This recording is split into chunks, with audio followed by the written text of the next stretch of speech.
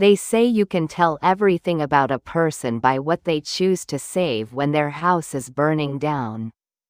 Mine wasn't burning.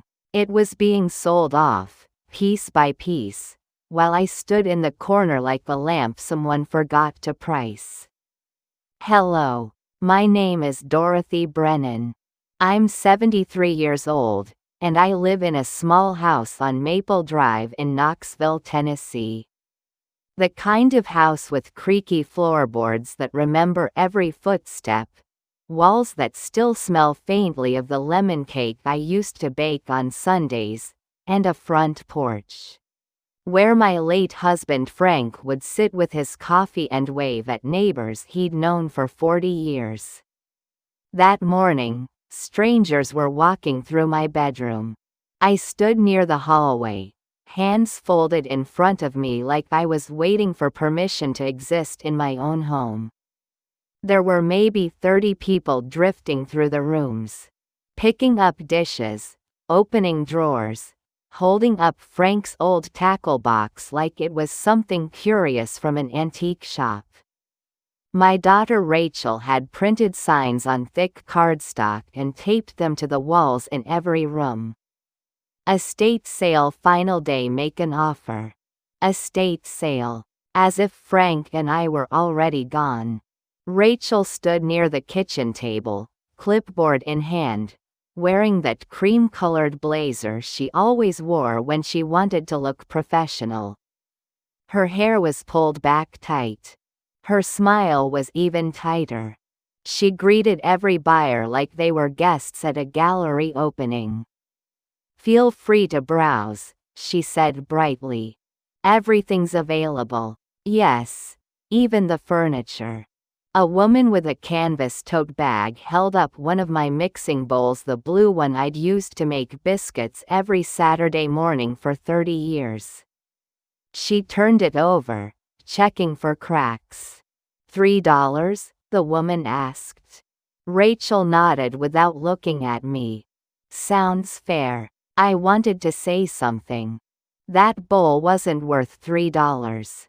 It was worth every morning Frank kissed my forehead and said, "Smells like heaven in here." But I didn't say anything.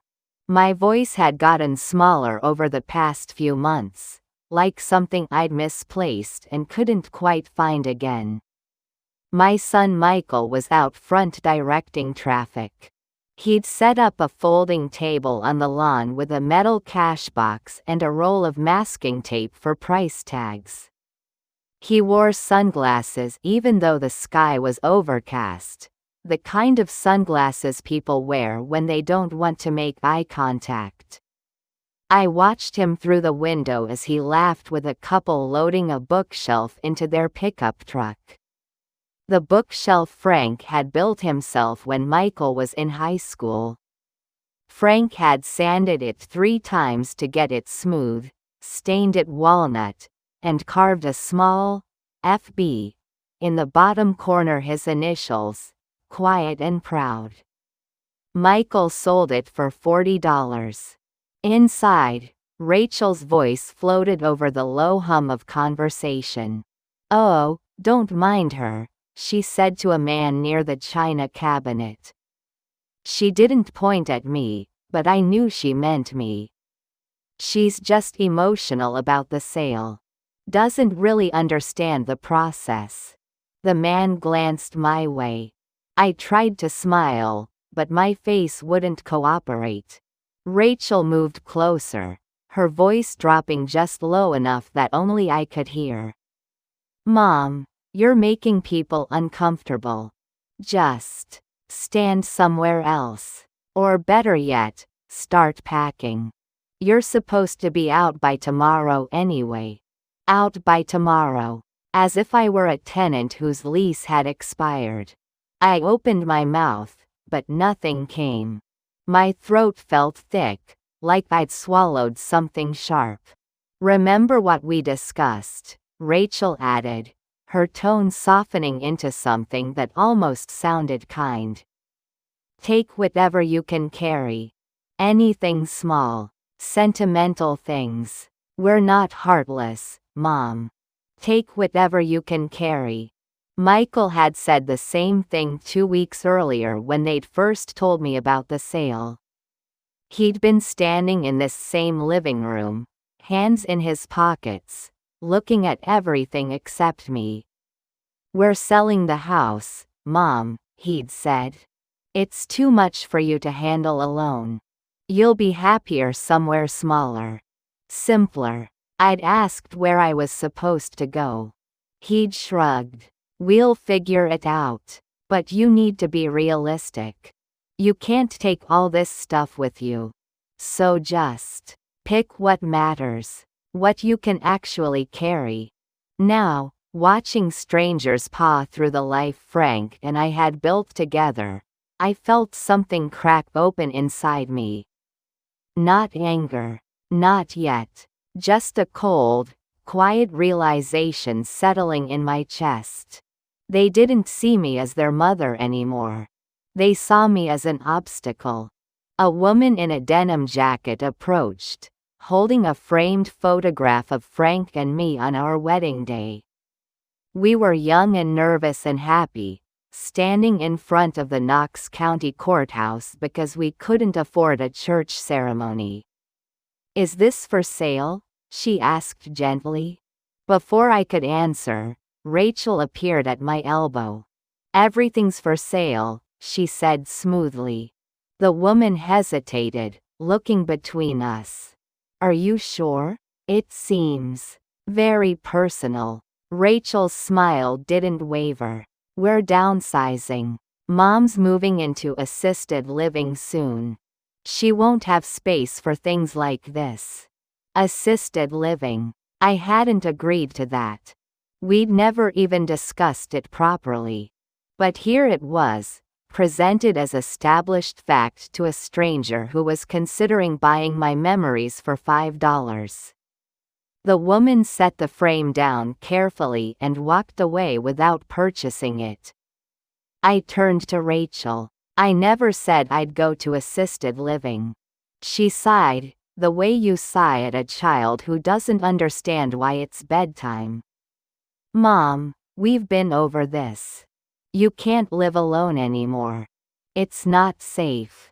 Frank and I lived here for 42 years. Frank's gone," she said flatly. The words landed cold and final, like a door slamming shut. I felt my hands start to shake, so I pressed them together tightly. I would not cry. Not here. Not in front of these people treating my home like a yard sale.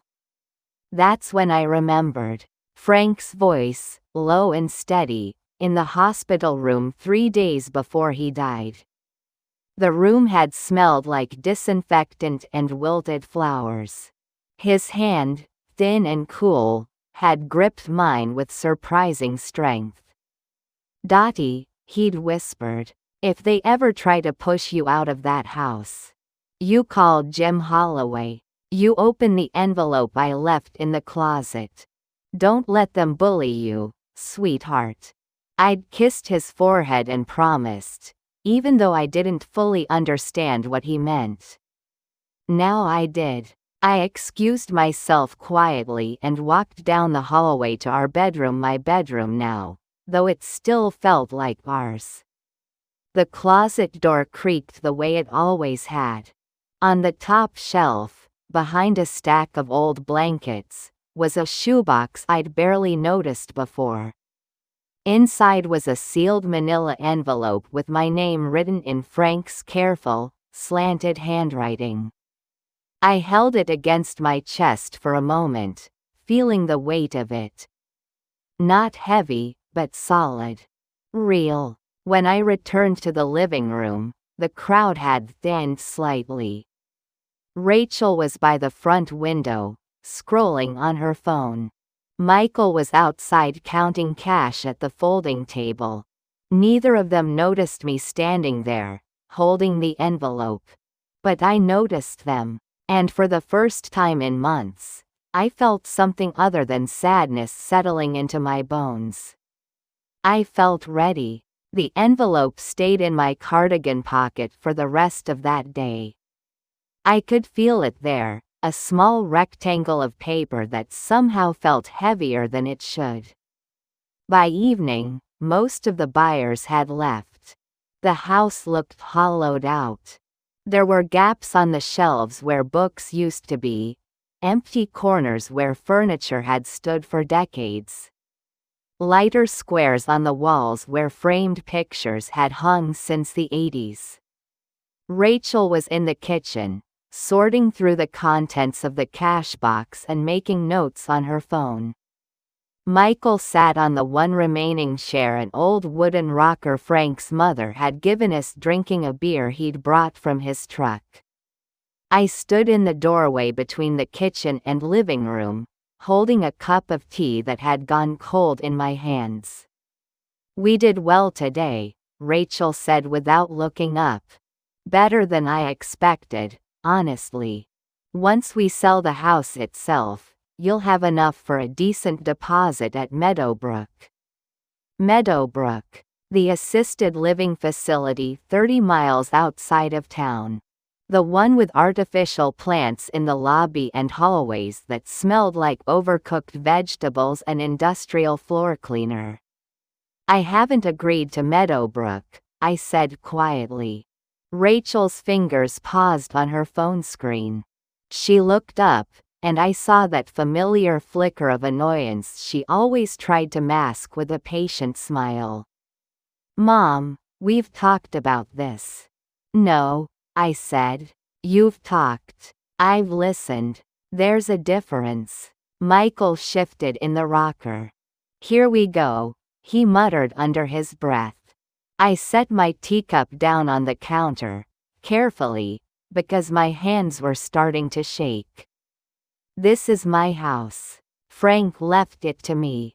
Rachel closed the cash box with a soft metallic click. "Mom, technically yes, the house is in your name. But you can't maintain it by yourself. The roof needs repairs. The furnace is 20 years old. What happens when something major breaks and you can't afford to fix it?" "I'll figure it out." "With what money?" Michael cut in, leaning forward in the chair. "Dad's pension stopped when he died. Social Security barely covers your prescriptions and groceries." He wasn't wrong about the money. The bills had been piling up steadily. Every month felt like a precarious balancing act between keeping the lights on and affording my blood pressure medication. But this house wasn't just wood beams and aging appliances and a roof that needed new shingles. It was Frank kissing me goodbye every morning before driving to the high school. It was Rachel's growth chart penciled on the kitchen doorframe, marking her height from age 5 to 18. It was Michael's old Hot Wheels cars still tucked in a cardboard box in the garage, because I couldn't bear to throw them away. "I know it's hard for you emotionally," Rachel said, her voice softening into that tone she used when she wanted to sound reasonable. "But keeping this house just isn't practical anymore. And honestly, Mom, it's not fair to us either." "Fair to you?" The words came out sharper than I intended. "We're trying to help you," she said. "But every time we bring up real solutions, you shut down completely." "We can't keep doing this dance, Mom." Michael stood up, the rocker scraping loudly against the hardwood floor. "Look, we're not the bad guys here. You're 73 years old. You fell on the ice last winter and didn't tell anyone for 2 whole days. What if it happens again and you're seriously hurt?" I had fallen, slipped on black ice on the front porch steps. I'd bruised my hip badly and could barely move. I'd managed to pull myself inside and spent 2 days on the living room couch before I felt steady enough to call anyone. When I'd finally told Rachel, she'd driven over immediately, her face pale and tight with anger. "What if you'd died, Mom?" What if we'd found you days later, alone? I'd apologized profusely then. I apologized for a lot of things in those days. But now, standing in my kitchen with the ghost of Frank's favorite coffee mug still sitting by the sink, I felt something different rising in my chest. Not apology. Clarity. You're right, I said steadily. I did fall, but I got back up on my own. Rachel's mouth opened, then closed. She glanced at Michael, then back at me, clearly unsure how to respond. Mom, I'm not going to Meadowbrook, I said clearly. Not now. Maybe not ever. And I'm not selling this house. The silence that followed felt thick enough to cut with a knife. Michael rubbed his face with both hands. Jesus Christ, Mom. Do you even hear yourself? You're being stubborn for absolutely no reason. I have a reason, I said. I live here. This is my home. He shook his head sharply and grabbed his jacket from the back of the chair. I can't do this tonight. Rachel, I'll call you tomorrow to figure out next steps. He left without saying goodbye, the front door closing hard behind him. Rachel stayed a moment longer, her hands resting on the edge of the kitchen counter. She looked tired, older than she should at 46. I don't understand why you're fighting us on this, she said quietly. We're genuinely trying to take care of you, Mom.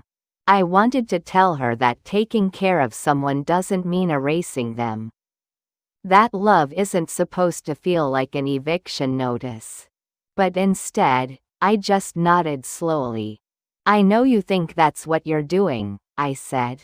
She left too, her footsteps quiet on the porch. And I was alone in the house that wasn't quite empty yet, but felt close. I didn't grow up in houses like this one. I grew up in a place where the dirt was the color of rust, and the work was backbreaking, and nobody asked if you were tired because everyone was always tired. My parents were both gone by the time I turned 14. Mama died of pneumonia one February when the frost wouldn't break. Daddy's heart just gave out one morning while he was working in the tobacco fields. After that, I moved between relatives who took me in because it was the Christian thing to do, not because they particularly wanted another mouth to feed. I worked. That's what you did when you were poor in rural Tennessee. I cleaned houses for families who wouldn't let me eat at their dining tables. I waited tables at a truck stop diner where the tips were sparse and the smell of burnt grease clung to my clothes for days. I mopped floors at the elementary school before sunrise, before the other children arrived. So they wouldn't have to see the girl with the wrong shoes and the wrong address doing work their parents would never do. By the time I was 16, I'd learned to make myself small. To stay quiet. To be grateful for whatever scraps people offered. Then I met Frank Brennan. He taught history at the regional high school. He had kind eyes behind wire-rimmed glasses and a steady, calm voice that made even the most boring topics sound interesting. And he didn't look at me the way other people did, like I was something to pity or quietly avoid. The first time he really spoke to me, I was wiping down tables at the diner. He'd come in for coffee after a late parent-teacher conference, still wearing his tie, looking exhausted but maintaining that natural politeness he had. Long shift? He asked, settling onto a stool at the counter. I nodded, surprised he'd even noticed me standing there. You're in my third period American history class, aren't you? He said. Dorothy, right? Nobody ever remembered my name. Teachers called me by my seat number or just pointed when they wanted me to answer a question. "Yes, sir," I managed to say. He smiled warmly. "You wrote an excellent essay last week about the Dust Bowl migration." Very insightful analysis. I didn't know what to say to that, so I just mumbled a thank you and went back to wiping down the counter. But he kept noticing me after that. He'd nod and smile when I walked into his classroom. He'd write encouraging comments on my assignments. Once, when I turned in a paper written on water-stained notebook paper, because I couldn't afford anything better, he didn't say a word about it, just graded it exactly as he would have if it were typed on crisp white bond paper. After I graduated, I assumed I'd never see him again. I got a job folding laundry at a commercial laundromat. I rented a tiny room above a hardware store that smelled perpetually of paint thinner and had a window that wouldn't close properly. Then one Saturday afternoon, Frank walked into the laundromat carrying a wicker basket of clothes. "Dorothy," he said, his face lighting up like he was genuinely happy to see me. What a pleasant surprise. I learned later that he didn't live anywhere near that laundromat. He'd driven more than 20 minutes out of his way. We started talking whenever he came in. Then we started having coffee at the diner on my breaks. Then, one warm evening when the cicadas were deafening and the air smelled like fresh-cut grass, he asked if he could walk me home. I said yes. People talked, of course. They always do in small southern towns. Frank's family had a respected name in Knoxville. His father had been a successful attorney. His mother hosted church fundraisers and sat on charity boards. They lived in a brick house with white columns and a manicured lawn. I lived above a hardware store and smelled like industrial detergent and other people's dirty laundry. He could do so much better, people whispered. What's a man like him doing with a girl like her? She'll drag him down eventually. Just wait and see. Frank heard it all. He'd come home from faculty meetings or Sunday services, and I could see it in his face, the weight of other people's judgments pressing down on his shoulders. But he never wavered. "Let them talk," he'd say, squeezing my hand. "They don't get a vote in our lives." We got married at the Knox County Courthouse on a Thursday afternoon in March. His parents didn't attend. Neither did what was left of my scattered family. It was just us, the justice of the peace, and a county clerk who agreed to serve as our witness. Frank bought me a simple gold wedding band that cost $37. I wore it every single day for the next 40 years. Until I finally pawned it to help pay for Michael's emergency appendectomy when he was 12 and our insurance wouldn't cover everything. I never told Frank I'd sold it. By the time he noticed it was missing from my finger, I'd already told him I must have lost it somewhere, maybe while gardening or doing dishes. He just kissed my forehead gently and said, "We'll get you another one someday, sweetheart." We never did. But we had other things instead. We had this house. We had Rachel and Michael. We had Sunday pot roasts and quiet evenings on the porch and peaceful Saturday mornings. We had a real life together. But the whispers never really stopped. Frank could have been principal by now if he'd married someone more polished. His career would have advanced so much further with a better connected wife. Those poor children are half hers. What a shame. I pretended not to hear. Frank pretended not to care. But children hear everything, even the things you desperately wish they wouldn't. Rachel and Michael grew up in a town that genuinely loved and respected their father while quietly pitying their mother. They heard the whispers at church potlucks, in school hallways, at the grocery store checkout line. And somewhere along the way, without me fully realizing it was happening, they started believing those whispers were true.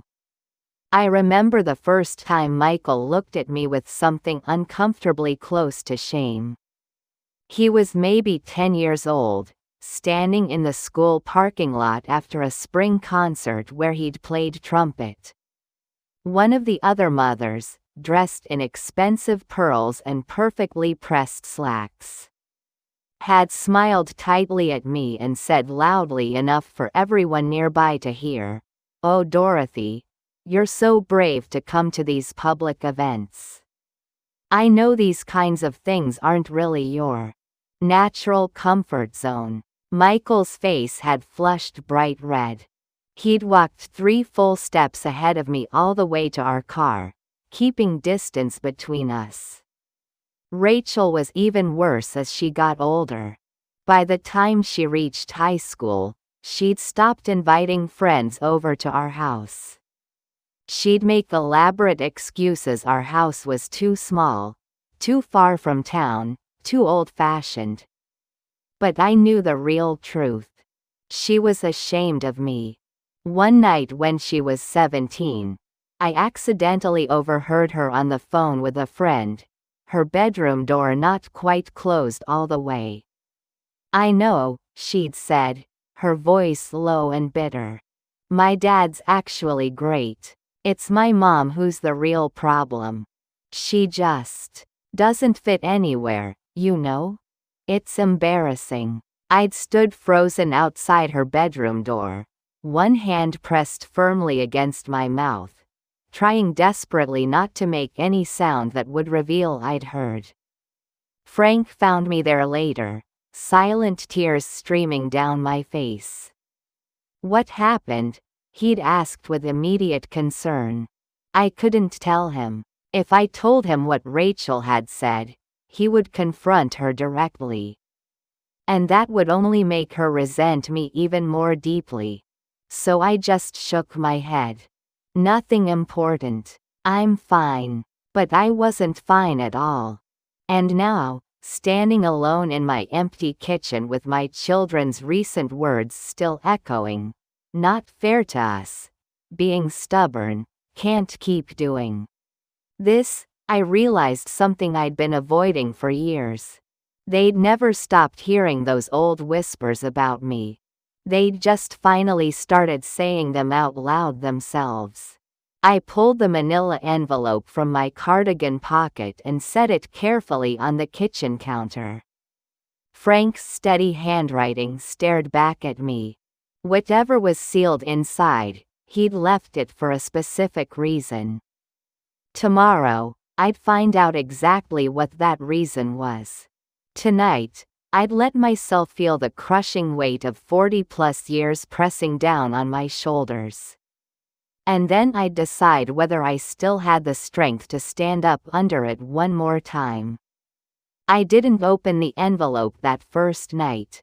I wanted to desperately. I sat at the kitchen table with it positioned directly in front of me, my reading glasses perched on my nose, a cup of chamomile tea going cold beside me.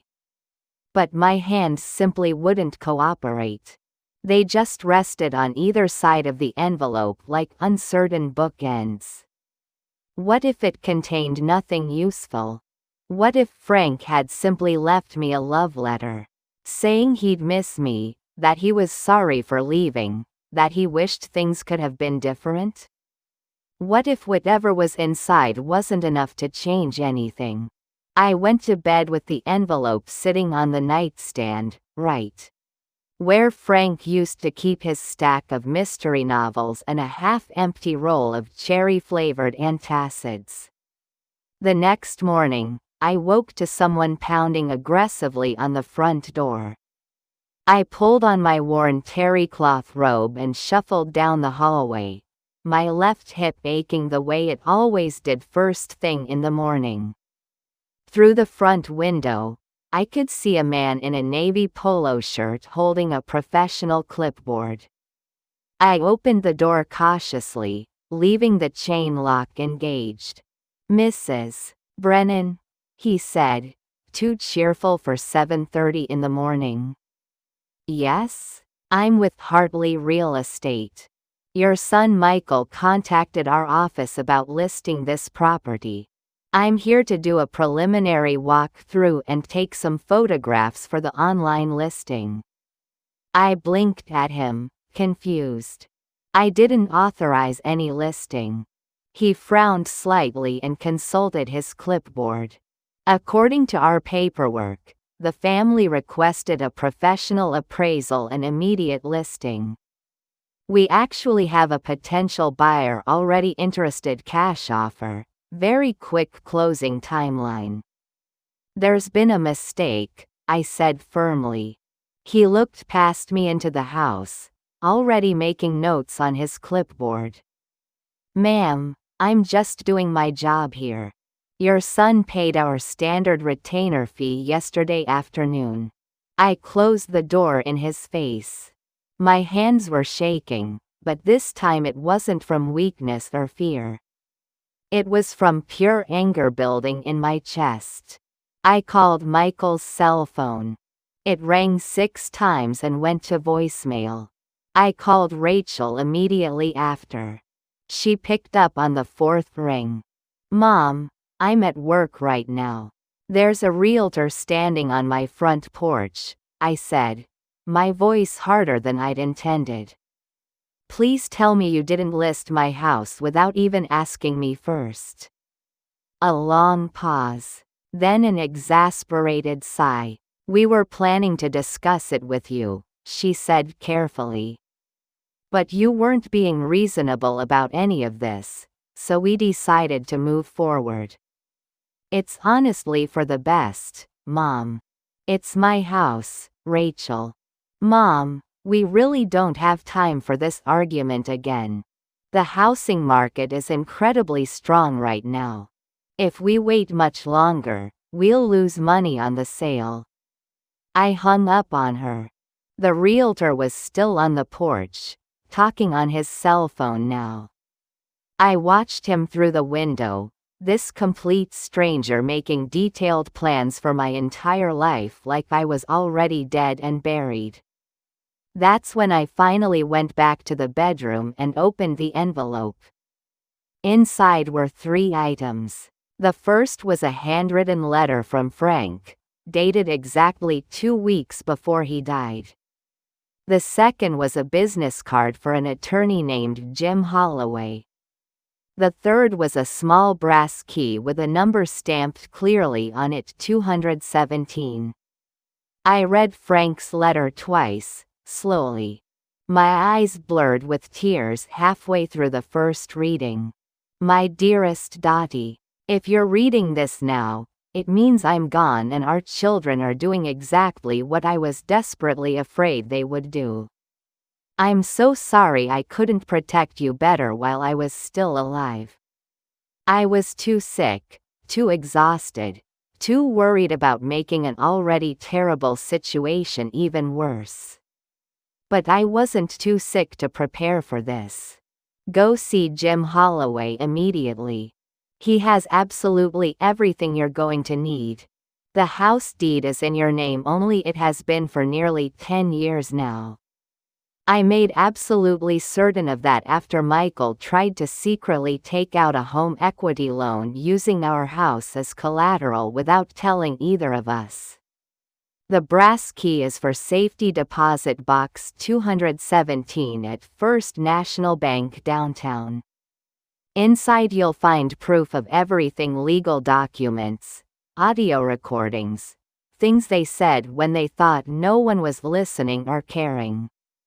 I know you'll want to forgive them, sweetheart. You always do. You have the most generous heart of anyone I've ever known. But Dottie, there's a crucial difference between genuine forgiveness and simply letting people destroy you. You deserve so much better than what they're planning for you. Call Jim today. Open that safety deposit box. And please don't let them take what's rightfully yours. I loved you from the very first moment I saw you wiping down tables in that truck stop diner, looking exhausted but still smiling at customers. I love you still, even now. Always yours, Frank. I sat there motionless for a long time, holding the letter pressed against my chest, feeling my heart breaking and healing simultaneously. Frank had known. He'd known everything all along. I thought back carefully to the last full year of his life. The endless hospital visits, the complicated medication schedules, the frightening nights. When his breathing was so labored and irregular that I'd lie perfectly still beside him just to make sure he was still alive. But there had been other things too. Things I'd simply dismissed as Frank being his usual meticulous, organized self. Like when he'd asked me to sign some official-looking papers, just to make absolutely sure everything's properly in order legally. I'd signed them without reading them closely, trusting him completely the way I'd always trusted him. Or those times I'd found him in his small home office late at night, door firmly closed, speaking quietly on the phone. When I'd asked who he was talking to so late, he'd just smiled gently and said, "Boring legal paperwork. Nothing for you to worry about, sweetheart." Or that small camera I'd noticed on the bookshelf one afternoon, tucked carefully behind a framed family photograph. "What's that for?" I'd asked curiously. "Just security," he'd said casually. "There've been quite a few break-ins reported in the neighborhood lately." There hadn't been any break-ins at all. I understood that now, finally. Frank had been systematically recording us. Recording them. I called the number printed on the business card with shaking fingers. A professional female voice answered promptly. "Holloway and Associates. How may I help you?" "My name is Dorothy Brennan," I said, trying to keep my voice steady. "I need to speak with Jim Holloway as soon as possible. My late husband Frank left me his business card." There was a brief pause. Then, much softer, "Mrs. Brennan. We've been expecting your call for some time now. Can you possibly come to our office today?" "Yes," I said immediately. "Would 2 o'clock this afternoon work for you?" "I'll be there." I hung up and looked slowly around my kitchen. The realtor had finally left the porch, but I could still feel the oppressive weight of his presence. The casual assumption that this house was already sold, that I was already living somewhere else entirely. I got dressed carefully. I found the brass key and placed it securely in my purse along with Frank's letter and the attorney's business card. And then I did something I genuinely hadn't done in a very long time. I locked the front door firmly behind me and didn't tell a single person where I was going. Jim Holloway's law office was located in a distinguished brick building downtown. The kind with original hardwood floors and frosted glass doors with names painted in elegant gold lettering. His name read James P. Holloway, attorney at law. The receptionist led me down a quiet hallway into his private office. Jim stood up immediately when I entered. He appeared to be around 60 years old, with silver gray hair and wire-rimmed glasses. He had genuinely kind eyes. "Mrs. Brennan," he said warmly, shaking my hand with a firm but gentle grip. "I'm deeply sorry for your loss. Frank was truly a good man and a valued client." "Thank you," I managed to say. He gestured to a comfortable leather chair, and I sat down carefully. Frank first came to see me approximately 3 years ago, Jim began, settling into his own chair behind an organized desk. He was extremely clear and specific about what he wanted to accomplish. He told me directly that he loved his children very much, but that he didn't trust them at all anymore. And he wanted to make absolutely certain that you were fully protected. I nodded slowly, my throat feeling tight.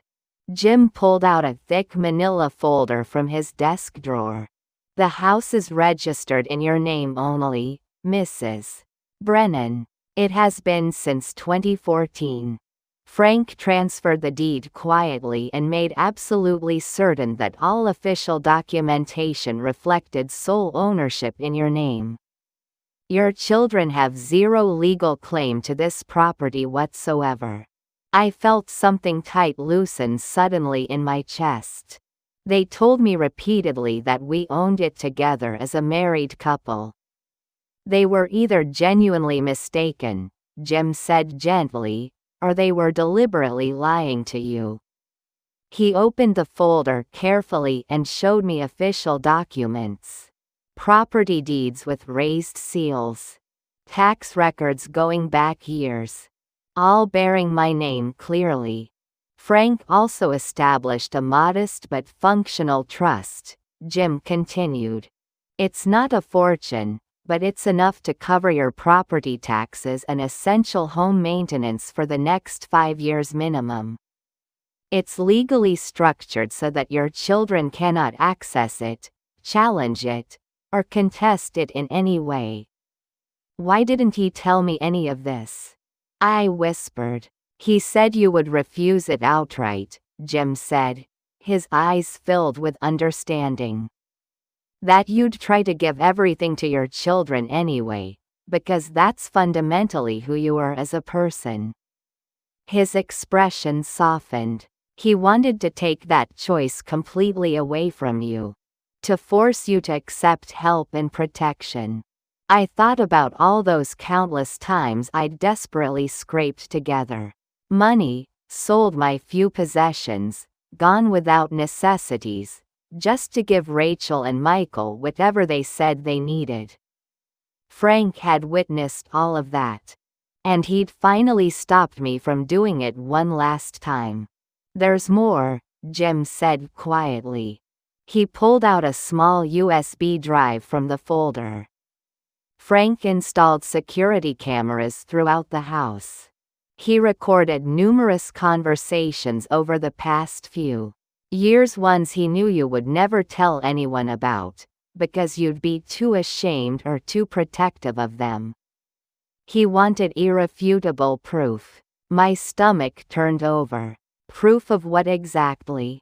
How they spoke to you and about you, Jim said very quietly. When Frank wasn't in the room to hear it. He didn't offer to show me the recordings. I was profoundly grateful for that small mercy. What should I do now? I asked, feeling lost. That depends entirely on you, Jim said carefully. Do you want to fight for what's yours? Or would you prefer to simply walk away from everything? I looked down at my hands resting in my lap.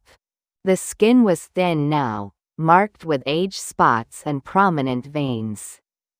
But they were steady and strong. I want my house, I said clearly. I want them to stop treating me like I'm already dead and buried. Jim nodded with satisfaction. Then we fight. I went directly to First National Bank after leaving Jim's office. Safety Deposit Box 217 was located in the secure vault downstairs, behind heavy steel doors and harsh fluorescent lighting. The bank clerk left me alone in a small private viewing room with the metal box sitting on the table in front of me. Inside were more documents than I'd expected. Medical records clearly showing Frank's heart condition had dramatically worsened following a particularly brutal argument with Michael about money. Financial records proving Michael had attempted to open a substantial home equity line of credit using our house without any permission. Printed emails from Rachel to a local realtor, dated 6 full months before Frank died, inquiring about current market values and specifically asking about relocating an elderly parent into professional care facilities. They'd been planning all of this for a very long time. At the very bottom of the box was a DVD in a plain paper sleeve. Frank's familiar handwriting on the label said simply for Dottie, "Only if you truly need it." I placed it carefully in my purse. When I returned home that afternoon, the realtor had installed a professional lockbox on my front door handle. I called a locksmith immediately. He arrived within the hour and changed every single lock on the house. Then I sat down alone in my living room and watched the DVD.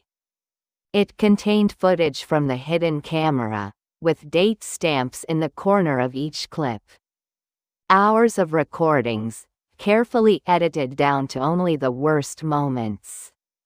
Michael, standing aggressively over Frank in his favorite recliner, voice raised and angry, "You completely wasted your entire life on her, Dad.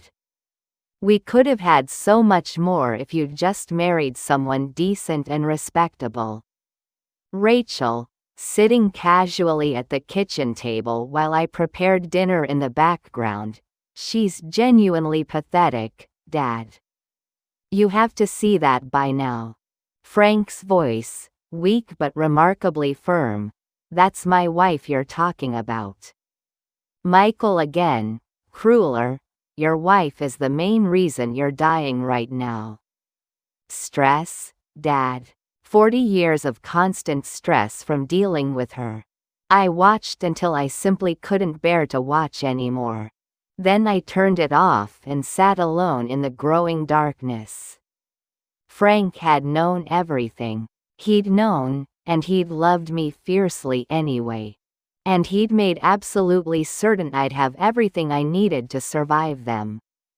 My phone rang sharply, breaking the silence. It was Rachel. "Mom, why on earth did you change all the locks?" "Because it's my house," I said calmly. "We have a serious buyer who's very interested. The realtor needs access for a final showing. Then the buyer is going to be very disappointed." "Mom, I'm not selling this house, Rachel," I said clearly. "And if you or Michael set foot on this property without my explicit permission, I will call the police immediately." A long, cold silence. Then, her voice like ice, "You're going to regret this decision, Mom." I hung up the phone. And for the first time in a very, very long time, I didn't feel even the slightest need to apologize. They came exactly 3 days later. I was in the kitchen making my morning coffee when I heard 2 car doors slam in quick succession. I looked out the window and saw Rachel's white SUV and Michael's pickup truck both parked in my driveway. They didn't knock politely. They tried their old keys first. When those didn't work in the new locks, Michael started pounding hard on the door with his fist. "Mom, open this door right now." I set my coffee cup down carefully on the counter. Took a slow, deep breath. Then I walked deliberately to the front door and opened it just wide enough to see them, leaving the security chain firmly latched. "Good morning," I said evenly. Rachel's face was tight with barely controlled anger. "Take the chain off, Mom." "No, I don't think I will. We need to talk to you," Michael said impatiently. "About the house and this whole ridiculous situation. We can talk perfectly fine like this. Rachel stepped closer to the door. This is completely ridiculous. We're your children, for God's sake. Let us inside. You tried to sell my house without my knowledge or permission, I said calmly. You don't get to come inside anymore. Michael's jaw clenched visibly. We're trying to help you, Mom. Why can't you see that? Then please stop helping, I said. Mom, Rachel's voice cracked slightly, and for just a brief second. She almost looked like the little girl who used to crawl into my lap after having a bad dream. Please. We just want to have a reasonable conversation. I hesitated. That single moment of hesitation was my mistake. 5 minutes, I said finally. We can talk on the porch. I closed the door, unlatched the security chain, and stepped outside carefully. I didn't invite them into my home. I stood with my back against the closed door, arms crossed defensively. Rachel sat down on the porch swing. Michael leaned against the railing, arms folded across his chest. We received a legal letter yesterday, Rachel said, her voice carefully controlled. From Jim Holloway's law office. Good. It states very clearly that the house is registered in your name only, Michael said, his tone accusatory. That Dad transferred full ownership years ago. That's absolutely correct. Why didn't you tell us? Rachel's voice rose sharply. We've been making detailed plans, good, practical plans for everyone, and now you're saying you essentially lied to us this entire time? I never lied to either of you. You both simply assumed things without asking. Michael laughed, sharp and bitter. Of course. Blame us for everything. That's what you've always done, isn't it? I have never blamed you for anything, I said quietly. You've blamed us our entire lives, he shot back angrily. For being born. For supposedly holding Dad back from success. For simply existing as your children. The words landed like physical blows. That's not true at all, I whispered. Isn't it? Rachel stood up from the swing, her hands visibly shaking. Every single time someone said Dad could have done better, could have achieved more, you looked at us like it was somehow our fault. Like we should apologize for being born to you instead of someone better. I never felt that way. You did, Michael interrupted harshly. Every single day of our childhood. And now you're punishing us for circumstances we never controlled. I felt something crack open painfully in my chest. All those years I'd spent trying desperately to be small. Trying not to be a burden. Trying to somehow make up for being the wrong kind of mother, the wrong kind of wife. And this is what they had seen. This is what they believed. I'm not punishing you, I said, fighting to keep my voice steady. I'm protecting myself. From what? Rachel's eyes filled with angry tears. From your own children? Yes, I said simply. The single word hung heavy in the air between us. Rachel physically flinched as if I'd slapped her across the face. Michael's expression went completely hard. Then we're done here, he said coldly. You want to keep this falling apart house so badly? Fine. Keep it. But don't you dare call us when you fall again and can't get up. Don't call us when you can't pay your bills. Don't call us at all. He turned sharply to leave. Wait, I said. He stopped but didn't turn around. I went inside quickly and returned with my purse. From inside it, I pulled out the DVD in its paper sleeve. Before you leave, I said, I need you to see something important. Jim Holloway arrived exactly 20 minutes later. I'd called him from inside the house while Rachel and Michael sat rigidly on the porch in uncomfortable silence. The DVD sitting on the swing between them like an unexploded bomb. Jim brought his laptop and a portable speaker system. He set everything up efficiently on the porch table without saying much. Rachel and Michael watched him with increasingly wary eyes. "Mrs. Brennan specifically asked me to be present here," Jim said professionally. "As an official witness to this conversation." "A witness to what, exactly?" Michael asked suspiciously. Jim opened his laptop and carefully inserted the DVD. "Your father wanted you both to see this material." The first video clip started playing immediately. It showed our living room, with a date stamp clearly visible in the corner from nearly 2 years ago. Frank was sitting in his worn leather recliner, an oxygen tube running to his nose. Rachel sat on the sofa across from him. On the screen, Rachel's recorded voice was clear and cold. "Dad, you need to face the facts here. Mom's been dragging you down your entire life. She always has." Frank's voice, tired but firm. "Don't talk about your mother that way, Rachel." "Why not? It's the truth. If you'd married someone with actual class, with professional connections, you'd be comfortably retired by now. Living somewhere nice. Instead, you're stuck here in this old house with her." Present-day Rachel went visibly pale. "Turn that off immediately." Jim didn't comply. The next clip showed Michael in our kitchen, phone pressed to his ear. Frank was visible in the background, sleeping in his chair. Michael's recorded voice. "Yeah, I'm thinking we list the property right after the funeral. Mom won't fight us on it. She never fights back about anything." A woman's voice on the phone. "What about your mother? Where will she go?" Michael's casual shrug was visible on camera. "What about her?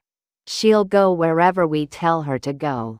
She's got absolutely no spine."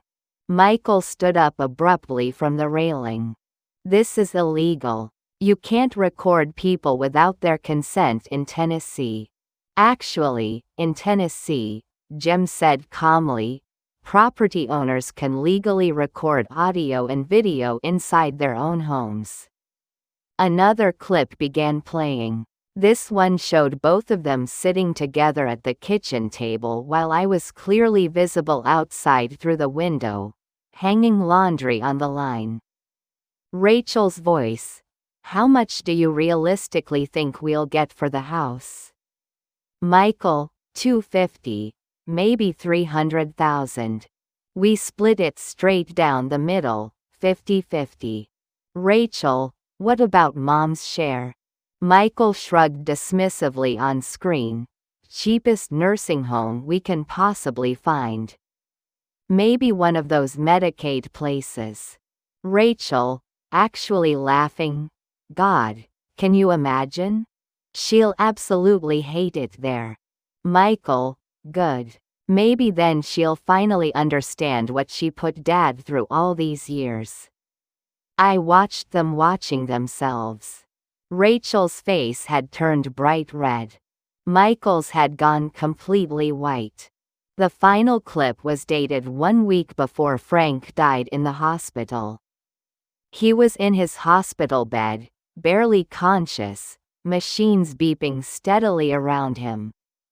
I was out of the room getting coffee. Rachel and Michael stood on either side of his bed. Michael leaned in close. "Hey Dad, can you hear me? We need you to sign something important. Just in case." Rachel pulled folded papers from her purse. "It's just a standard power of attorney form.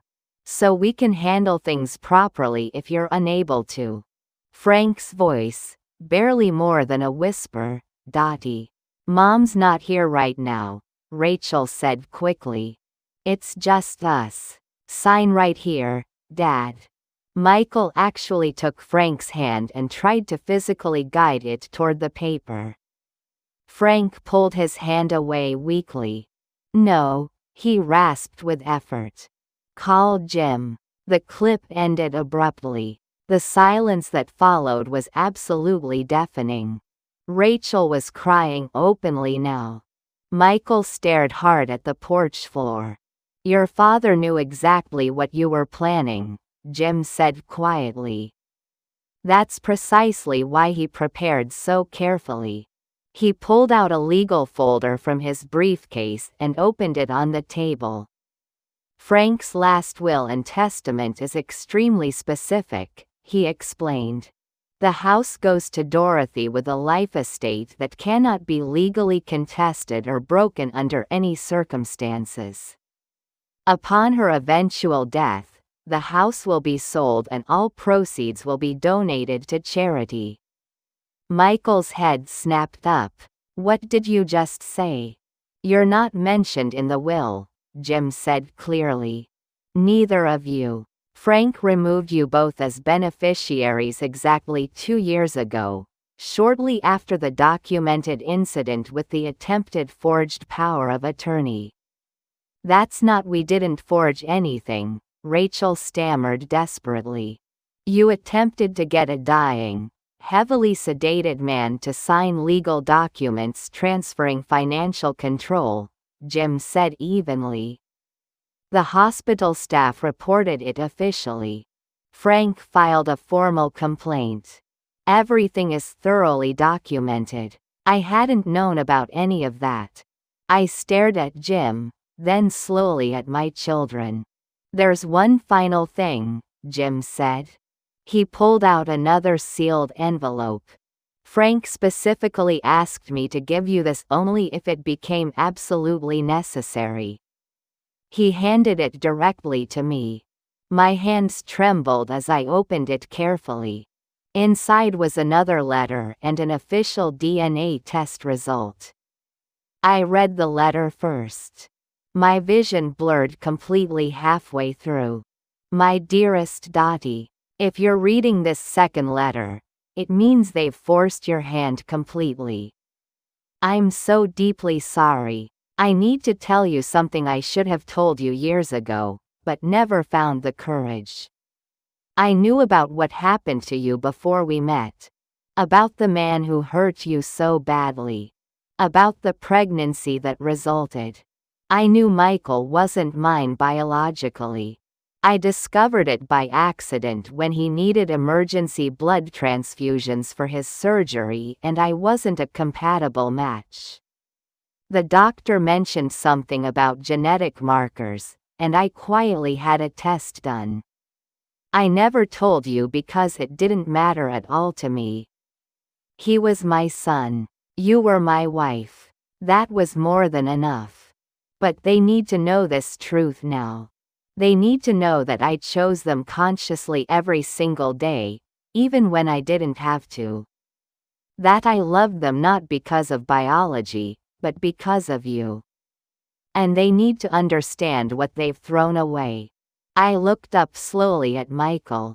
Then at Rachel. Your father wasn't your biological parent, I said, my voice barely steady. The words fell between us like stones dropping into deep water. Michael's face went completely blank. What are you talking about? He knew the truth, I said. He knew from the time you were 12 years old, Michael. And he never said a single word about it. He raised you anyway. He chose you both. Rachel stood up, backing away from us. No, that's not possible. It's completely true, Jim said. He held up the official test results. Frank had it legally documented. Notarized by the state. Then who was, Michael started. It doesn't matter who, I said firmly. What matters is that Frank was your father in every single way that actually counts. And you both tried to erase me from his life before his body was even cold in the ground. Michael's hands were shaking visibly now. We didn't know any of this. You didn't ask, I said. You didn't call just to talk. You didn't visit unless other people were watching. You treated me like garbage, and Frank witnessed all of it. Rachel sank back onto the swing, sobbing. I'm sorry, Mom. I'm so sorry. Don't, I said, the word coming out harder than I'd intended. Don't apologize now. Not after everything. Jim closed his laptop and stood professionally. Mrs. Brennan has asked me to file a formal restraining order if you attempt to contact her, enter this property, or legally contest the will. I strongly suggest you both consult your own attorneys immediately. He nodded respectfully to me and left. I stood on the porch with my children with these two people I'd carried inside me, raised, loved, and nearly destroyed myself trying to please. Get off my property, I said clearly. Mom, please. Rachel reached toward me. I stepped back. Now. They left without another word. I watched both vehicles drive away slowly down the street. And then I went inside, locked the door firmly, and finally allowed myself to completely fall apart. The house felt fundamentally different after they left that day. Not emptier, surprisingly. If anything, it felt somehow fuller. Like all the space that had been occupied by their voices, their constant expectations. Their elaborate plans for my life had finally cleared out completely, and I could actually breathe again. I spent the first week mostly just sitting quietly. On the front porch in Frank's favorite chair. At the kitchen table with my coffee growing cold. In the living room where the hidden camera had been, now just an empty shelf with a faint dust outline where the picture frame used to sit. I didn't cry much during that time. I think I'd used up all my available tears that afternoon on the porch. What I felt instead was something stranger and quieter. Relief. Not the kind of relief that comes from narrowly escaping something terrible. The kind that comes from finally being allowed to stand completely still. Jim Holloway called several times during that first week to check on me. The restraining order had been officially filed with the court. Rachel and Michael had apparently hired their own attorney, but according to Jim, their lawyer had quickly told them they didn't have any legal case whatsoever. Frank's will was absolutely ironclad. The video recordings were entirely legal. The house was indisputably mine. How are you holding up through all this? Jim asked during one of his calls. I'm still here, I said simply. He understood exactly what I meant by that. The neighbors started coming by gradually. Not all at once, which I appreciated. Just a few at a time. Mrs. Patterson from directly across the street brought a warm casserole dish. Mr. Chen from next door offered to help me fix a loose board on the porch steps. The young couple 2 doors down, whose names I kept forgetting, offered to mow my lawn every week. We heard what happened, Mrs. Patterson said carefully, standing on my porch with the casserole balanced in her hands. Not all the specific details, of course. Just that it was a very difficult situation for you. I didn't really know what to say, so I just thanked her sincerely and accepted the casserole. But word had definitely gotten around the neighborhood. Small southern towns are exactly like that. People talk constantly, and eventually some version of the truth comes out, whether you want it to or not. I heard through Mrs. Patterson later that Rachel had left town entirely. She'd apparently moved to Atlanta to stay with a college friend. Michael was still living locally in a small apartment near the highway, but people said he'd stopped attending church services, stopped showing up at his Rotary Club meetings, stopped pretending everything was fine. I didn't take any pleasure in hearing that news. I just felt a deep, persistent sadness. The kind of sadness that sits heavy in your chest and doesn't really go away, just gradually becomes part of your daily landscape. One quiet afternoon, maybe 3 weeks after everything had happened, I was finally going through Frank's old desk. I'd been deliberately avoiding it for months. The desk still smelled distinctly like him Old Spice aftershave and paper and the peppermint candies he used to keep in the top drawer. But I needed to organize things properly. Bills, documents, all the practical pieces of a life that keep moving relentlessly forward even after the person is gone. In the bottom drawer, tucked carefully under some old tax returns, I found a small spiral notebook I'd never seen before. It was entirely Frank's handwriting. Just scattered notes, random thoughts, things he'd written down over the years. Most of it was completely ordinary. Reminders to call the electrician. Ideas for history lesson plans. A detailed grocery list from 2011. But toward the back, there was an entry dated about a year before he died. Saw Dottie in the garden today. She was pulling weeds, talking softly to the tomato plants like they could actually hear her. She does that when she thinks absolutely no one is watching. I wonder if she truly knows how strong she is. Probably not. She's spent so many years thinking she has to constantly apologize for existing that she doesn't see what I see every single day. I see the girl who worked 3 jobs simultaneously and still graduated high school. The woman who made a real home out of absolutely nothing. The mother who gave everything and asked for nothing back. I see someone who deserves so much better than what this town gave her. Better than what our children became. I'm running out of time now. I know that. But if I can leave her one thing, I want it to be this proof that she was worth choosing.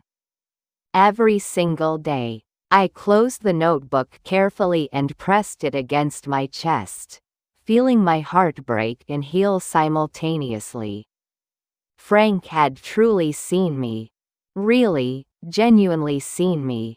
Not the distorted version people whispered about at church. Not the version my children had learned to resent. Just me. And he'd loved that person completely. For the first time in longer than I could remember, I thought maybe I could learn to love her too. I started making small changes. I painted the kitchen walls a soft butter yellow, the color of early morning sunlight. Frank had always said he loved that particular color, but we'd never gotten around to actually painting. I planted new flowers in the neglected garden. Bright zinnias and cheerful black-eyed Susans, wild and unruly, the kind that don't need constant fussing over. I went to the public library and checked out books I'd always meant to read but never had time for. I learned how to pay bills online, how to set up automatic payments, how to check my bank account on my phone. Small practical things that made me feel significantly less helpless. And slowly, quietly, I started to feel like a complete person again. Not someone's mother, not someone's burden, not someone's disappointment. Just Dorothy. One Sunday morning, I went to church for the first time since Frank's funeral. I hadn't been inside in months. People definitely stared when I walked in. A few whispered to each other. But Mrs. Patterson waved me over warmly and made space in her usual pew, and I sat down gratefully. The sermon that morning was about forgiveness. About releasing bitterness before it poisons your entire life. I listened carefully, but I didn't feel ready yet for that kind of forgiveness. Maybe I never would be. Forgiveness, I'd learned through painful experience, doesn't mean pretending something didn't hurt you. It doesn't mean opening your door wide to people who've proven they'll hurt you again. It just means deciding that what they did doesn't get to define the rest of your life. I was still working on that part. One evening in late October, when the air smelled like wood, smoke and fallen leaves, and the trees were shedding in slow spirals, I sat on the front porch with a cup of chamomile tea. The sun was setting, painting the sky in brilliant shades of orange and deep pink. Frank used to absolutely love this time of day. He'd sit in this exact chair and say, "This is the best part, Dottie. Right before everything goes dark, the world shows you what it's really made of." I finally understood what he'd meant. My phone buzzed with an incoming text. A number I didn't recognize. "Mom, it's Rachel. I know you probably don't want to hear from me at all. I just wanted to say I'm genuinely sorry. For everything. I don't expect you to forgive me. I just needed you to know." I stared at the message for a very long time. Part of me wanted desperately to respond. To say it was okay, that I understood, that maybe we could start over fresh. But it wasn't okay. And starting over would mean pretending the last few months hadn't happened at all. I deleted the message. Maybe that makes me hard.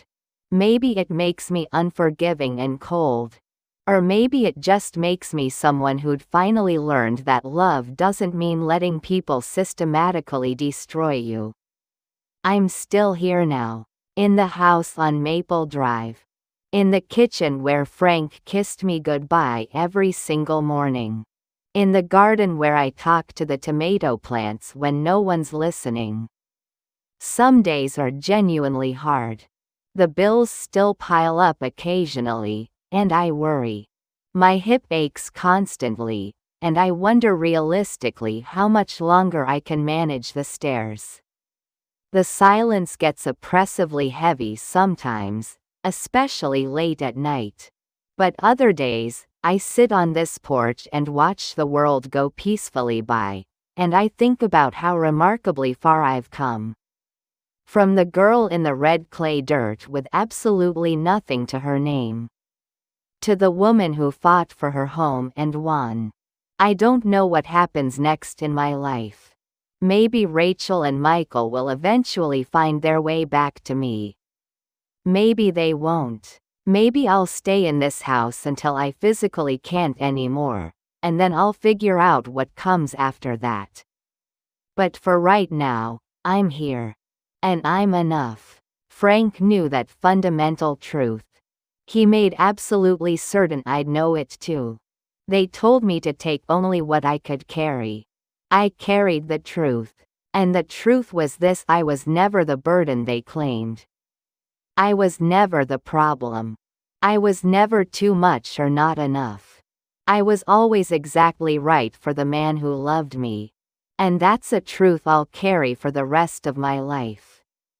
If this story touched your heart, if it reminded you that you're stronger than the voices that try to make you feel small, then I'm deeply grateful you stayed with me until the end. There are so many stories like mine out there. Stories of grandmothers and grandfathers, of people who carried storms in their pockets and kept going anyway. People who were told they weren't enough, who were pushed aside and dismissed, who stood up anyway. If you'd like to hear more stories like this one, I'd be truly honored if you'd subscribe to Grandmama Radio. Hit that like button, turn on your notifications, and come back whenever you need a reminder that you're not alone in this world. This is Dorothy Brennan, from a little house on Maple Drive in Knoxville, Tennessee. And this is what really happened.